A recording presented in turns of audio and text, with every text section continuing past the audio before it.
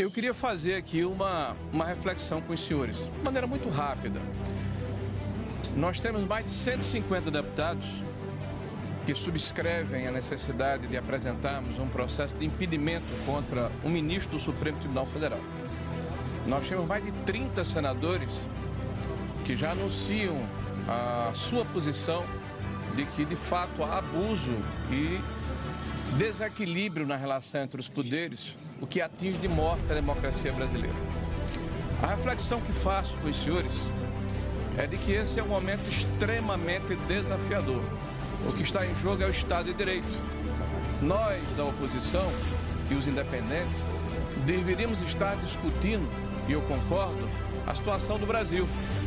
Nós deveríamos estar fazendo aqui a oposição a um governo perdulário, inconsistente, inconveniente, que não tem nenhum compromisso com a sociedade brasileira, um governo populista.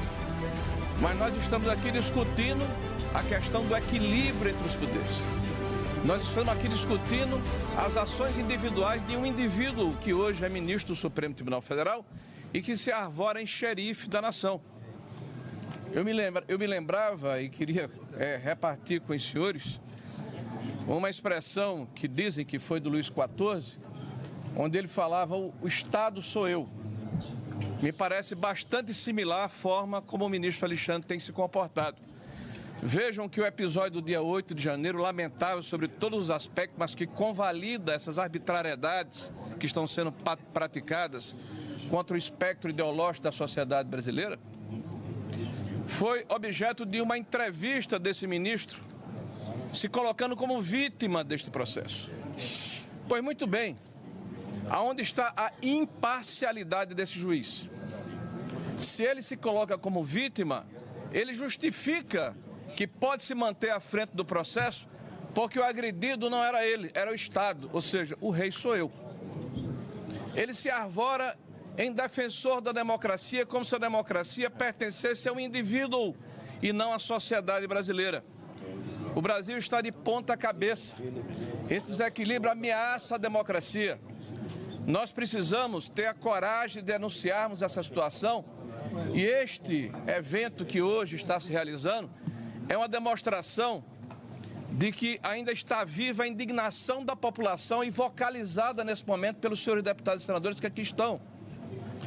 Porque o que acontece nas ruas de todo o Brasil é um sentimento de impotência, é um sentimento de injustiça, é um sentimento de que a justiça perdeu a credibilidade. Precisamos defender o judiciário, precisamos defender o legislativo, precisamos defender a democracia.